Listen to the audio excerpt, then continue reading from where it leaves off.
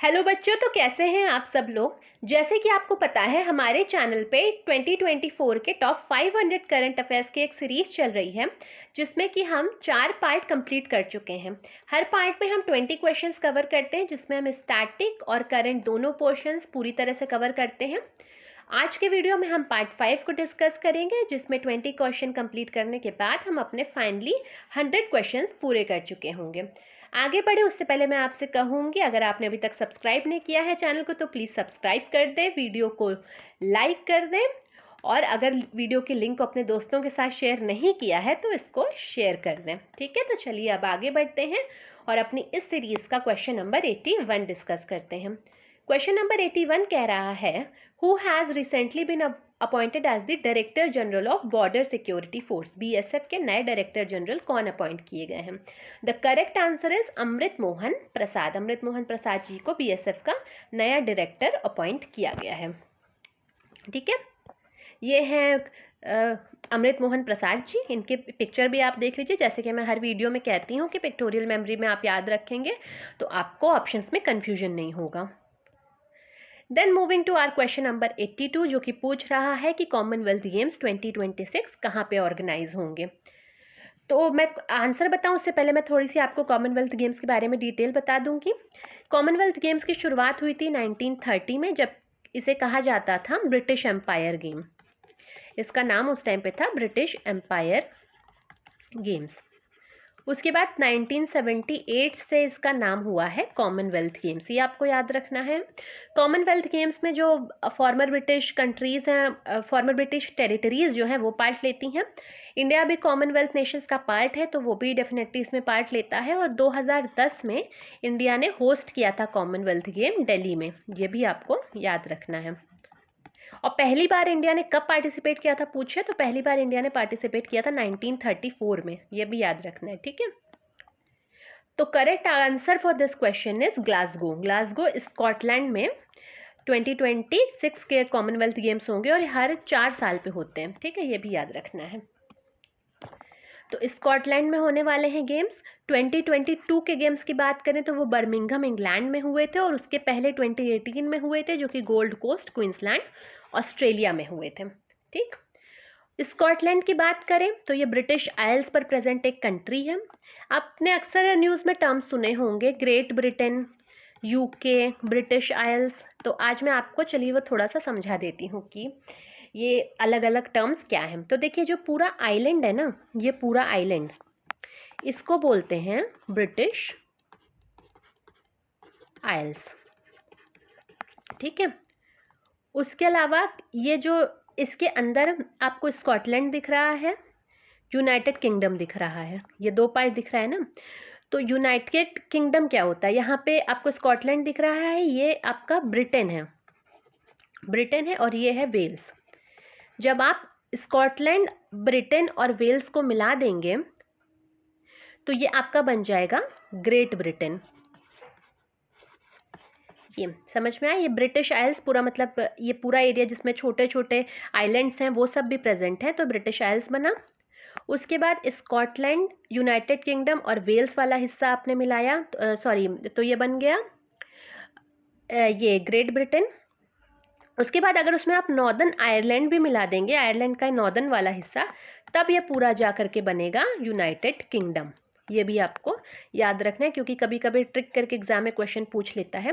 मैं फिर से समझा दे रही हूँ। देखिए, अगर आपको चीज़ ना समझ में आई हो तो मैं एक बार फिर से आपको इसे समझा रही हूँ कि ग्रेट ब्रिटेन क्या है। ग्रेट ब्रिटेन है, यहाँ पे आपको ब्रिटेन देखने को मिलता है, ये हिस्सा है ब्रिटेन और ये हिस्सा है वेल्स और ये है स्कॉटलैंड। तो जब आप ये 3 हिस्सों को लेकर के चलेंगे, वेल्स, ब्रिटेन और स्कॉटलैंड, तो आपको देखने को मिलेगा ग्रेट ब्रिटेन। ग्रेट ब्रिटेन में जब आप यहाँ पे आयरलैंड का नॉर्दर्न पार्ट भी जोड़ लेंगे तो ये पूरा हिस्सा आपको देखने को मिलेगा यूनाइटेड किंगडम। और जब आप ये आयरलैंड और आसपास के आइलैंड्स को भी जोड़ लेंगे तो आपको ब्रिटिश आइल्स देखने को मिलेगा। ठीक है, आई होप अब आपको समझ में आ चुका होगा। नहीं समझ में आया है तो आप एक बार फिर से वीडियो को प्ले कर लें, आपको समझ में आ जाएगा। ठीक है, और स्कॉटलैंड की बात करें तो इसकी कैपिटल देखने को मिलती है एडिनबर्ग। यहाँ पे स्कॉटलैंड के पास यहाँ पे हमें देखने को मिलता है, स्कॉटलैंड और नॉर्दर्न आयरलैंड के बीच में हमें ये आयरिश सी देखने को मिलता है और यहाँ पे हमें नॉर्थ चैनल भी देखने को मिलता है। और यहाँ पर हो गया वेल्स और ये नॉर्दर्न आयरलैंड के बीच में भी एक स्ट्रेट हमें देखने को मिलती है जिसका नाम है सेंट जॉर्ज स्ट्रेट। ठीक, और इंग्लिश चैनल देखने को यहाँ पे नीचे मिलता है। इंग्लिश चैनल किसके किसके बीच में? तो इंग्लिश चैनल है ब्रिटेन और फ्रांस के बीच में। ठीक, यहाँ पे नॉर्थ सी हो गया, यहाँ अटलांटिक ओशन हो गया। तो चलिए अब आगे बढ़ते हैं अपने नेक्स्ट क्वेश्चन की तरफ, विच इज़ क्वेश्चन नंबर 83, जो कि पूछ रहा है कि अभी कैंसर की मेडिसिन पर जो जीएसटी है उसको रिड्यूस कर दिया गया है, तो कितने % रिड्यूस किया गया है? Answer is 5%। जीएसटी 5% रिड्यूस कर दिया गया है। तो ये डिसीजन लिया गया था 54th मीटिंग में जीएसटी काउंसिल की, जिसे हेड किया था चेयरमैन थे फाइनेंस मिनिस्टर, उन्होंने। अर्लियर 12% जीएसटी हुआ करता था और सॉल्टी और सारी फूड पर भी रिड्यूस किया गया जीएसटी, 18% से 12% कर दिया गया, यानी 6% रिड्यूस किया गया है। और जीएसटी काउंसिल किस एक्ट के किस आर्टिकल के अंदर आती है? ये आती है आर्टिकल 279A के अंदर। जीएसटी काउंसिल बनी थी 101 कॉन्स्टिट्यूशन अमेंडमेंट एक्ट से, जो कि था 102nd बिल। ये भी याद रखना है आपको। जीएसटी डे मनाया जाता है 1 जुलाई को, क्योंकि 2017 में इसी दिन से जीएसटी को इम्प्लीमेंट किया गया था। मूविंग टू क्वेश्चन नंबर 84, जो कि पूछ रहा है recently which country has become first in the world to lose all its glacier due to the environmental impact? The correct answer is Venezuela. Venezuela वो कंट्री बन गई जिसके सारे ग्लेशियर्स खत्म हो गए हैं। वेनेजुएला की बात करें हम तो ये एक साउथ अमेरिकन कंट्री है। साउथ अमेरिका में यहाँ पर देखने को मिलती है हमें। इसकी नेबरिंग कंट्रीज है कोलंबिया, इसके अलावा यहाँ पे हमें गुयाना देखने को मिलता है। गुयाना में एक लॉन्च सेंटर है, सैटेलाइट लॉन्च सेंटर, तो वो किस कंट्री का सैटेलाइट लॉन्च सेंटर है ये आपको कमेंट सेक्शन में बताना है। वेनेजुएला की कैपिटल की बात करें तो ये है कैरकस, और वेनेजुएला की करेंसी है बोलीवियर। ठीक है, बोलीवियर इसकी करेंसी है। वेनेजुएला में एक बहुत इंपॉर्टेंट लेक भी है जिसका नाम है लेक मराकाइबू, और ये मराकाइबू लेक इंपॉर्टेंट है, ये जानी जाती है क्योंकि यहाँ पे लाइटनिंग यानी कि बिजली यहाँ पर बहुत ज़्यादा गिरती है, और ये साउथ अमेरिका की लार्जेस्ट लेक भी है, ये भी आपको याद रखना है। Then moving to question number 85, जो कि पूछ रहा है रिसेंटली किस कंट्री ने एक gold back currency ZiG launch करी है? The correct answer is Zimbabwe. Zimbabwe ने एक गोल्ड बैक करेंसी लॉन्च करी है जिसका नाम है जिग। उसके बाद let's move to question number 86, जो कि पूछ रहा है कि United Nation climate change conference यानी कि COP29 रिसेंटली कहाँ पर ऑर्गेनाइज हुई थी? The correct answer is Baku. Baku is the capital of Azerbaijan, वहाँ पे ऑर्गेनाइज हुई थी। तो अजरबैजान कहाँ पड़ता है? अजरबैजान ये पड़ता है मिडल ईस्ट में। ठीक है, और इसकी करेंसी हमें देखने को मिलती है मनात, और कैपिटल है बाकू, जैसे कि हमने देखा। अजरबैजान एक साइड पे कैस्पियन सी को बाउंड्री देता है, और इसके जो नेबरिंग कंट्रीज हैं ये ईरान है और अर्मेनिया है, जॉर्जिया है। ठीक है, और इराक अजरबैजान के बॉर्डरिंग कंट्रीज देखने को हमें मिलते हैं। Then moving to question number 87, which is asking how many people were awarded Bharat Ratna 2024 posthumously? मरणोपरांत कितने लोगों को भारत रत्न दिया गया है इस साल? तो करेक्ट आंसर इज 4। टोटल इस साल का भारत रत्न जो है वो 5 लोगों को दिया गया था, जिसमें कि 4 लोगों को उनके मरने के बाद यानी पोस्टह्यूमसली दिया गया है। जिनको मरणोपरांत दिया गया है उनके नाम है कर्पूरी ठाकुर, जो कि चीफ मिनिस्टर थे बिहार के। PV नरसिम्हा राव, जो इंडिया के 9th प्राइम मिनिस्टर थे। चौधरी चरण सिंह, तो देखिए मैं यहाँ पे लिखना भूल गई हूँ, तो ये आपका होमवर्क है कि चौधरी चरण सिंह जो थे कौन से नंबर के PM थे इंडिया के, ये आपको बताना है। ठीक है, उसके अलावा MS स्वामीनाथन, जिन्हें कि फादर ऑफ ग्रीन रिवॉल्यूशन कहा जाता है। और जो लिविंग पर्सनैलिटी हैं जिनको दिया गया है वो है लाल कृष्ण आडवाणी जी, जो कि वेटरन भारतीय जनता पार्टी के लीडर हैं। अच्छा, ग्रीन रिवॉल्यूशन कौन से 5 ईयर प्लान के दौरान आया था? तो ये 3rd 5 ईयर प्लान के दौरान आया था, ये भी आपको याद रखना है। Then moving to question number 88, जो कि पूछ रहा है what was the theme for the independence day 2024? Young Bharat, Ek Bharat Shreshtha Bharat, Viksit Bharat या विकासशील Bharat? The correct answer is Viksit Bharat. इस साल के इंडिपेंडेंस डे का थीम था विकसित भारत। क्वेश्चन नंबर 89 पे अब हम आ चुके हैं, जो कि पूछ रहा है कि 43rd UNESCO world heritage site India की कौन सी है। The correct answer is Moidams of Assam.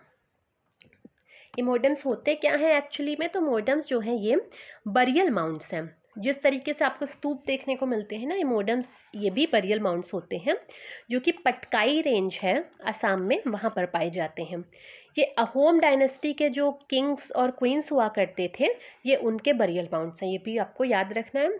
और अब आज की डेट में जो 43 जो वर्ल्ड हेरिटेज साइट्स हो गई हैं इंडिया में, इसमें से आपको 35 साइट्स, जो कि मैं यहाँ पे साफ साफ लिखती हूँ, 35 साइट्स आपको देखने को मिलेंगी कल्चरल, और 7 साइट्स देखने को मिलती हैं नेचुरल, और इसमें से आपको फिर एक साइट जो है वो मिक्स्ड देखने को मिलती है।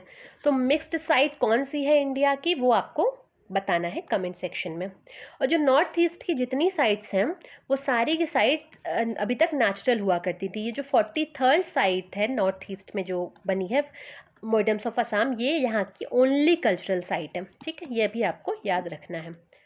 अब अगर हम यूनेस्को की बात करें तो यूनेस्को 1945 में बना था, और ये एक स्पेशल एजेंसी है यूनाइटेड नेशंस की। इसका हेडक्वार्टर है पेरिस में। ठीक है, पेरिस में हेडक्वार्टर देखने को मिलता है।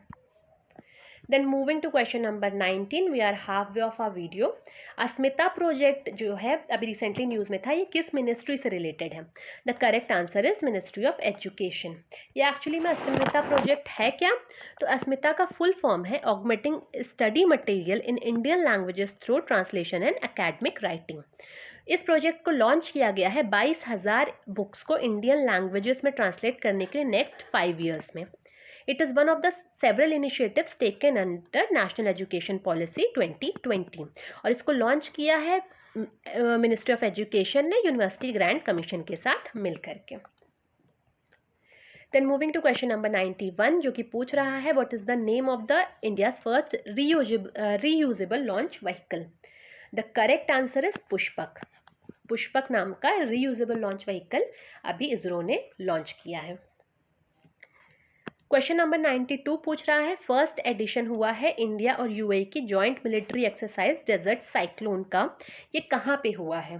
The correct answer is Rajasthan. India और यूएई के जॉइंट मिलिट्री एक्सरसाइज हुई है राजस्थान में। क्वेश्चन नंबर 93 पूछ रहा है कि what was the mascot for the Khelo India winter games 2024? The correct answer is snow leopard. Snow leopard को मैस्कॉट बनाया गया था, उसका नाम था शी नाम का स्नो लेपर्ड था। खेलो इंडिया विंटर गेम्स 2 फेजेस में कराए गए थे। पहला फेज लेह में हुआ था और दूसरा फेज हुआ था गुलमार्ग में, और ओवरऑल विनर जो रही वो इंडियन आर्मी की टीम रही, जिसने खेलो इंडिया 2024 का टाइटल जीता था। मूविंग टू क्वेश्चन नंबर 94, जो कि आंसर ही दिख गया आपको, पर वो दूसरे क्वेश्चन का आंसर था। तो चलिए 94 की तरफ बढ़ते हैं। क्वेश्चन नंबर 94 पूछ रहा है what is which Indian institute has topped QS world university ranking 2025? The correct answer is IIT Bombay. अभी recently QS world university ranking for the year 2025 launch हुई है। इसमें इंडिया के टोटल जो है 46 इंस्टीट्यूट्स इस लिस्ट में शामिल हुए हैं। उसमें टॉप 200 की बात करें तो हमें IIT बॉम्बे और IIT दिल्ली देखने को मिलते हैं। 118th पोजीशन पर ओवरऑल रहा IIT बॉम्बे, जो कि इंडिया में टॉप पर था, और IIT दिल्ली की रैंक है 150, और IISc बैंगलोर की बात करें हम तो ये रहा देखने को हमें मिला ये 211 पोजीशन पर। ठीक है, 211th पोजीशन पर ये था। टॉप ग्लोबल इंस्टीट्यूट है तो ये MIT है, जो कि 13th कंजिक्यूटिव ईयर टॉप पर रहा है। उसके बाद इंपीरियल कॉलेज लंदन, और फिर हार्वर्ड यूनिवर्सिटी और यूनिवर्सिटी ऑफ ऑक्सफोर्ड, ये जॉइंटली 3rd रैंक पर देखने को मिलती हैं। क्वेश्चन नंबर 95 पूछ रहा है who has become the new president of financial action task force? The correct answer is Elisa de Anda Madrazo. ये मैक्सिकन वुमेन है, ये FATF की नई प्रेसिडेंट बनी है। FATF की बात करें तो ये एक इंटरनेशनल ऑर्गेनाइजेशन है जो कि मनी लॉन्ड्रिंग और टेरर फाइनेंसिंग को कम्बाट करने के लिए बनाई गई है। इसे G7 ने बनाया था 1989 में। इसका हेडक्वार्टर हमें पेरिस, फ्रांस में देखने को मिलता है। FATF दो तरीके की लिस्ट जारी करता है, जो कि है एक ब्लैक लिस्ट और एक है ग्रे लिस्ट। ब्लैक लिस्ट में वो कंट्रीज़ होती हैं जो नॉन कोऑपरेटिव कंट्रीज़ होती हैं या टेररिस्ट कंट्रीज़ होती हैं, और FATF की जो ग्रे लिस्ट है इसमें वो कंट्रीज़ होती हैं जिन पे डाउट होता है कि ये टेरर एक्टिविटीज़ को और टेररिस्ट को सेफ हेवन्स प्रोवाइड करती हैं। करेंटली नॉर्थ कोरिया, ईरान और म्यांमार FATF की ब्लैक लिस्ट में है। पाकिस्तान भी FATF की ग्रे लिस्ट में रह चुका है, ये आपको याद रखना है। किस ईयर में पाकिस्तान को रिमूव कर दिया गया था ये ग्रे लिस्ट से, ये आप ज़रा गूगल करके कमेंट सेक्शन में बताइएगा। मूविंग टू क्वेश्चन नंबर 96, जो कि पूछ रहा है who is the new Lokpal of India. The correct answer is justice AM Khanwilkar. Justice AM Khanwilkar India के नए लोकपाल बने हैं। लोकपाल की बात करें तो ये एक स्टैट्यूटरी बॉडी है। इसको 2013 के लोकपाल एंड लोकायुक्त एक्ट से बनाया गया था। इसकी इंस्पिरेशन मिली थी 1809 में स्वीडन में ओम्बेड्समैन नाम की एक इंस्टीट्यूशन बना था, तो उससे इंस्पायर होकर के लोकपाल और लोकायुक्त बनाया गया। और ये टर्म बात करें लोकपाल और लोकायुक्त, ये टर्म दिया था LM सिंघवी ने, ये भी आपको याद रखना है। फिर 1966 में first ARC administrative reform commission आया था। इसने रिकमेंड किया था लोकपाल और लोकायुक्त की एक बॉडी बनाने का। अगर हम बात करें कि लोकपाल की अपॉइंटमेंट कैसे होती है, तो इनको अपॉइंट करते हैं प्रेसिडेंट, और ये एक कमिटी की रिकमेंडेशन पे अपॉइंट करते हैं। और एक कमिटी के जो चेयरमैन होते हैं वो होते हैं हमारे प्राइम मिनिस्टर। उसके अलावा अदर मेंबर जो होते हैं वो होते हैं लीडर ऑफ ऑपोजिशन इन लोकसभा, उसके बाद स्पीकर लोकसभा के, इसके अलावा चीफ जस्टिस ऑफ इंडिया या फिर कोई जज उनके बिहाफ पे जो नॉमिनेटेड हो, सुप्रीम कोर्ट जज। ठीक है, ये भी आपको याद रखना है। Then moving to question number 97, जो कि पूछ रहा है who has been awarded with France highest civilian honour the knight of legion of honour. The correct answer is Roshni Nadar Malhotra. Roshni Nadar Malhotra ये HCL टेक्नोलॉजीज की जो है वो चेयरमैन है। इनको अभी रिसेंटली ये फ्रांस का हाईएस्ट सिविलियन ऑनर दिया गया है, और ये फर्स्ट इंडियन बन गई हैं जिन्हें ये ऑनर मिला है, ये भी आपको याद रखना है। इसके अलावा अभी फिजी का और ईस्ट तिमोर का हाईएस्ट सिविलियन ऑनर मिला था हमारी प्रेसिडेंट श्री द्रौपदी मुर्मू जी को, और उसके अलावा अभी रिसेंटली रशिया का और भूटान का सिविलियन ऑनर दिया गया है हमारे PM श्री मोदी जी को। ठीक है, ये भी आपको याद रखना है। Then moving to our third last question which is question number 98, जो कि पूछ रहा है नेशनल स्पेस डे कब मनाया जाता है। द करेक्ट आंसर इज अगस्त 23। इस बार पहली बार नेशनल स्पेस डे मनाया गया था, फर्स्ट एडिशन था। और ये नेशनल स्पेस डे इसलिए मनाया गया था क्योंकि 23 अगस्त को चंद्रयान 3 जो था वो मिशन एकम्प्लिश हुआ था और विक्रम लैंडर ने लूनर सरफेस पर सॉफ्ट लैंडिंग करी थी, ये आपको याद रखना है। थीम जो है फर्स्ट नेशनल स्पेस डे का ये है touching lives with touching the moon India's space saga. और ये डे जो है ये मोस्ट इम्पॉर्टेंट है क्योंकि पहली बार मनाया गया है, तो ये पूछा जा सकता है। इसके अलावा चंद्रयान 3 के बारे में भी बातें पूछी जा सकती हैं, तो आपको वो भी याद रखनी है। तो जब विक्रम लैंडर ने सॉफ्ट लैंडिंग करी थी उसके बाद इंडिया जो है 4th कंट्री बन गया था मून पर सॉफ्ट लैंडिंग करने वाला। इसके पहले US, रशिया और चाइना थे, और फर्स्ट कंट्री बन गया था साउथ पोल पर लैंडिंग करने वाला। ठीक है, और जिस साइट पर लैंडिंग हुई थी उसका नाम रखा गया है शिव शक्ति पॉइंट, ये भी आपको याद रखना है। Then coming to our second last question, जो कि पूछ रहा है who is the oldest Indian to swim across the Indian channel solo. The correct answer is Siddharth Agarwal. Siddharth Agarwal बन गए हैं वो पहले इंडियन, 49 ईयर्स की एज है इनकी। ये इन्होंने श्रीकांत विश्वनाथ का जो रिकॉर्ड था उसको सरपास कर दिया है। ये हैं सिद्धार्थ अग्रवाल, इन्होंने हिस्ट्री बनाई है बेंगलुरु के हैं ये, इन्होंने इंग्लिश चैनल को पास किया। और इंग्लिश चैनल अभी हमने देखा था नॉर्थ सी में देखने को हमें मिलता है, नॉर्थ सी के पास, सॉरी। और ये हमें इंग्लैंड और फ्रांस के बीच में देखने को मिलता है। अच्छा, पहले इंडियन कौन थे जिन्होंने इंग्लिश चैनल क्रॉस किया था? फर्स्ट इंडियन थे, वो थे मिहिर सेन। मिहिर सेन फर्स्ट इंडियन थे जिन्होंने इंग्लिश चैनल क्रॉस किया था। और ये किस ईयर में क्रॉस किया था, ये आप कमेंट सेक्शन में बताइएगा गूगल करके। Then coming to our last question, question number 100। अब आज हम अब बचे हैं, अब हमारे पास 400 क्वेश्चन इस साल के जो कि इंपॉर्टेंट रहेंगे उन्हें डिस्कस करने के लिए। हम अपने 100 क्वेश्चन आज पूरे कर लिए रहे हैं।